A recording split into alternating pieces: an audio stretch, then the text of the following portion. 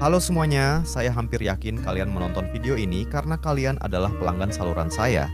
Atau kalian tertarik dengan pengiriman dan judul video ini. Atau mungkin keduanya, tanpa sadar kalian sudah siap menganggap video ini sebagai lelucon atau jebakan. Bagaimana mungkin membangun sesuatu hanya dengan $1.000, padahal itu harga rata-rata skuter listrik. Saya sendiri tidak menyangka, tapi ternyata bisa.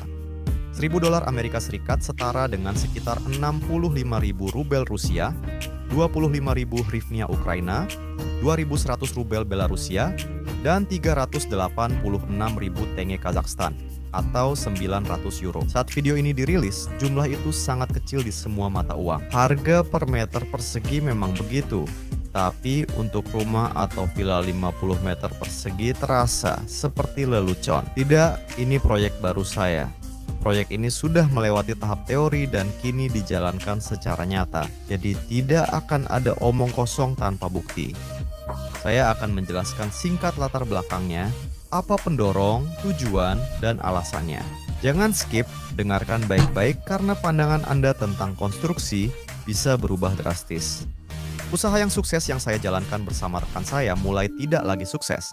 Dan karena itu pembangunan rumah sendiri yang sudah dimulai sesuai semua aturan pembangunan rumah tinggal berisiko tidak bisa diselesaikan. Terjun ke dalam urusan rumah tangga dan pembangunan rumah melahirkan topik baru untuk bisnis. Rumah dibangun bukan hanya untuk tempat tinggal, tapi juga sebagai portofolio pengetahuan dan keterampilan yang didapat selama proses membangun. Setelah melewati semua tahap, saya bisa menawarkan jasa pada orang seperti saya yang siap membayar untuk pembangunan rumah, membentuk tim profesional, dan idealnya menjadikannya perusahaan konstruksi. Menurut saya, orang dengan kartu nama berupa rumah hasil bangunan sendiri lebih dipercaya.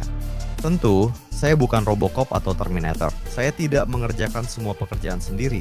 Istri saya dan subkontraktor tenaga ahli lepas juga membantu. Ini disebut metode ekor. Beberapa dikerjakan sendiri, sisanya disewa orang lain. Membangun sendiri bisa butuh 20 tahun dan belum tentu selesai, karena kita juga harus bekerja untuk membeli bahan bangunan. Karena krisis dunia yang sedang berlangsung, akhirnya kami berhasil mengoperasikan rumah ini meskipun dengan beberapa kekurangan. Krisis inilah yang menyebabkan rendahnya permintaan terhadap jasa konstruksi. Kedepannya, rekan bisnis saya juga memanfaatkan waktu dengan baik dan sukses membangun villa lengkap beserta fasilitasnya. Seperti saya, dia juga memahami dunia konstruksi. Lalu kami menguji kemampuan di bidang konstruksi dan desain dari pencapaian kami. Kami menyelenggarakan renovasi kosmetik sebuah toko seluas 270 meter persegi yang melibatkan kerja fisik dari kerabat kami di waktu luang mereka dari pekerjaan utama mereka. Proyek desain, renovasi lengkap di apartemen satu kamar dilakukan oleh tukang kenalan kami, dengan pengawasan langsung dari kami, serta pengisian furnitur yang kami lakukan sendiri, dan istri saya membantu membuat proyek desainnya. Yang paling diingat adalah 3 hari pertengkaran sengit namun kreatif, dan kami hanya mengambil sedikit uang.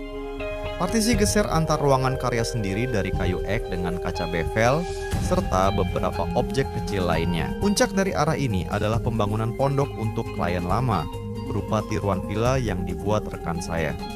Menarik, tapi saat tahap finishing interior, dana klien habis sehingga proyek tidak selesai. Setelah itu, bisnis utama di bidang konstruksi dan desain terpaksa ditutup. Karena permintaan yang rendah, kami memutuskan untuk tidak melanjutkan layanan kami dan sepakat untuk berjuang sendiri-sendiri. Jika ada yang menemukan, akan diberitahu. Bersamaan dengan bisnis konstruksi, saya juga punya proyek perahu. Ada serangkaian video tentang itu, kalau tertarik, bisa ditemukan di kanal saya. Jadi, kenapa saya menceritakan ini? Saya menceritakan ini karena perubahan zaman cepat, peluang inisiatif pribadi dan pasar jasa konstruksi swasta juga cepat hilang dan menyusut. Orang-orang berhenti membangun rumah mahal bahkan sebelum mulai, dan tak ada permintaan untuk perahu fiberglass saya yang lebih mahal dari perahu karet. Saya kemudian memilih beralih ke arsitektur kecil seperti area barbeque, teras, kanopi, rumah panggangan, dan sejenisnya. Dan semua itu juga saya lakukan di lahan kami dengan harapan, seperti halnya dengan rumah, bisa menjadi promosi, sebagai sarana beriklan, menerima klien, dan menunjukkan langsung pada contoh nyata apa yang bisa saya kerjakan. Karena saya sudah tidak percaya lagi pada efektivitas situs web. Seperti kebanyakan yang hanya berisi 90 foto hasil curian, hidup pun tidak menjadi lebih mudah. Dan semua itu harus saya lakukan dengan tangan saya sendiri. Ini contohnya, kanopi di atas teras, yang dengan jelas menunjukkan bahwa rasa malas itu sebenarnya adalah pendorong kemajuan. Saya malas untuk mengambil balok kayu yang ada di bagian paling bawah tumpukan kayu sisa pembangunan rumah. Jadi saya hanya menggunakan papan 25 mm yang ada di atas. Konstruksi ini tampak kokoh, tetapi sebenarnya ringan dan hemat biaya.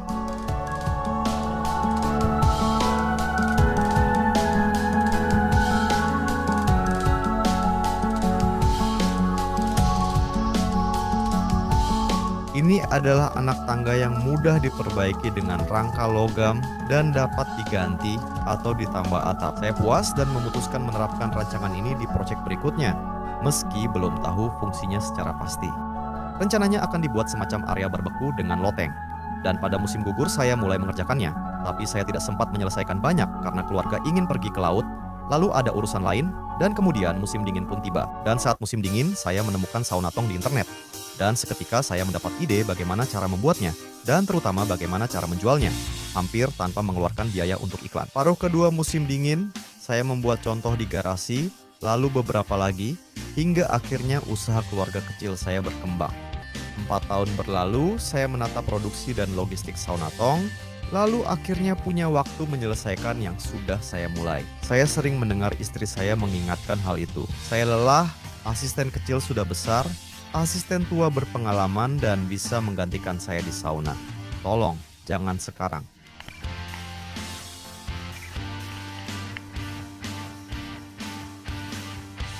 Abaikan pakaian saya. 4 tahun lalu, saya mulai belajar dasar YouTube. Karena platform ini dari Amerika, saya pikir orang Amerika suka hal tentang pahlawan super. Jadi, penampilan saya juga harus seperti pahlawan super. Itulah sebabnya saya memakai jubah. Setelah dibujuk istri saya cukup lama, akhirnya saya harus melepas jubah itu, atau lebih tepatnya, menggantinya dengan pakaian biasa. Lagi pula, pengalaman menunjukkan bahwa bekerja dengan jubah di musim panas itu panas dan tidak nyaman. Alat-alat saya sering tersangkut di jubah, sehingga kanal yang awalnya bercanda soal hal serius berubah menjadi sangat serius. Dan setiap proyek serius dimulai dengan penjelasan tertulis. Saya mengatakan ini sebagai seorang insinyur, bahkan sebagai kepala insinyur, itu adalah jabatan favorit dan satu-satunya saya.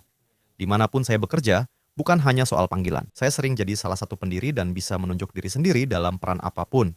Jadi direktur itu berisiko, saya lebih suka jadi insinyur. Selanjutnya, karakteristik bangunan, teknologi yang digunakan, serta metode konstruksi. Ukuran lantai pertama adalah 6 meter kali 4,3 meter, ukuran lantai kedua sama, hanya saja tipe loteng.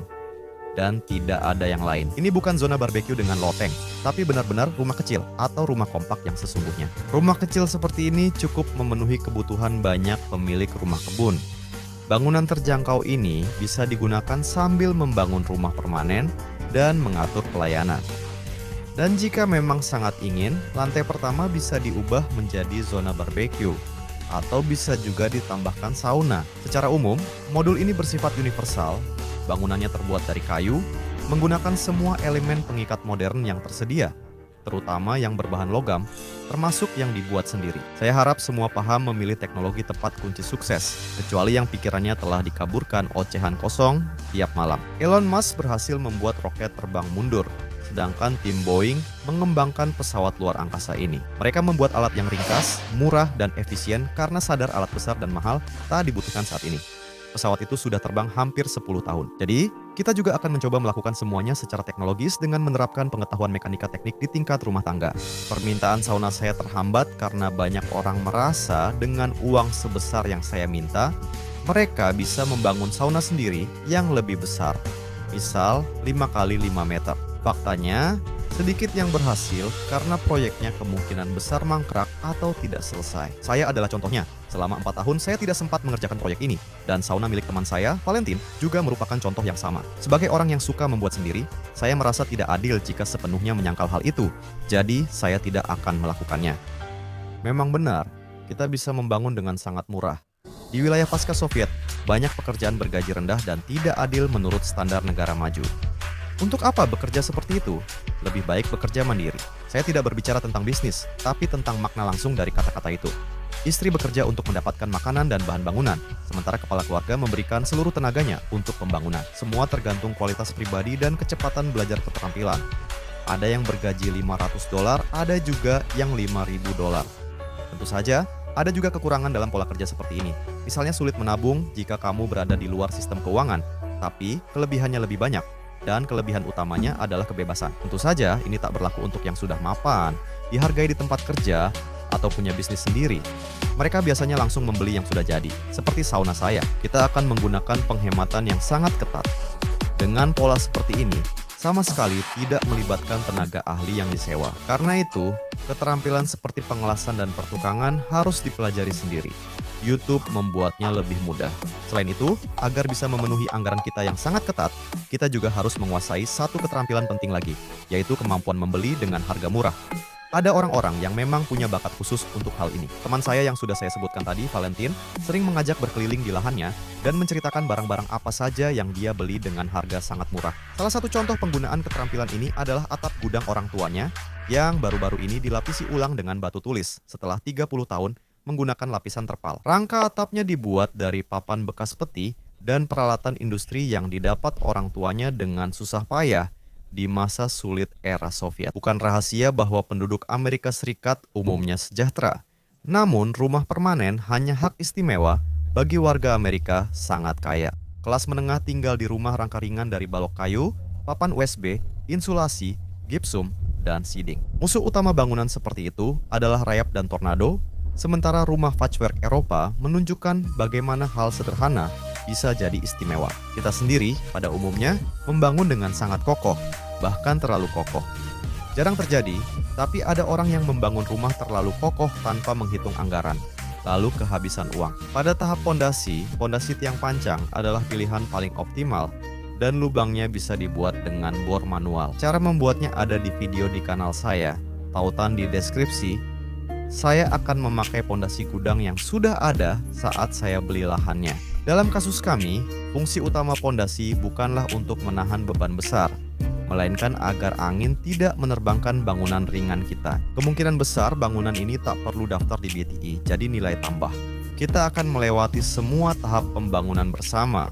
Belajar membuat jendela sederhana dengan biaya $10, membuat jendela loteng terjangkau, bekerja dengan semen serbuk kayu, dan lainnya. Tekan tombol suka dan berlangganan kanal saya untuk menunjukkan ketertarikan Anda. Saya tidak punya pilihan selain melanjutkan dan membuat video yang sangat detail. Penyelesaian dilakukan dengan pembuatan proyek, perhitungan anggaran tepat, dan membagikannya gratis kepada siapa saja, khususnya yang memberi saran berguna di kolom komentar. Saya sangat membutuhkan dan senang menerima saran. Saya harap minat terhadap bangunan semacam ini akan lebih tinggi dibandingkan misalnya rumah saya. Saya mulai mempublikasikan video tentang pembangunannya, tetapi segera berhenti karena orang-orang mulai mengatakan hal-hal seperti, "Ya, Yasha si oligarki yang berbuat salah. Rumahmu seperti rumah oligarki, Bung." Sekilas memang terlihat begitu, padahal biayanya jauh lebih murah. Karena kini saya berprofesi sebagai video blogger, saya merasa wajib membuat video seperti ini.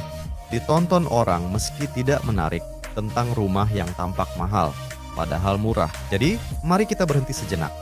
Saya sangat berharap setidaknya proyek beranggaran rendah saya ini dapat menarik perhatian Anda. Jangan lupa like dan tekan lonceng agar saya bisa memberitahu Anda. Terima kasih. Subtitle oleh Dimas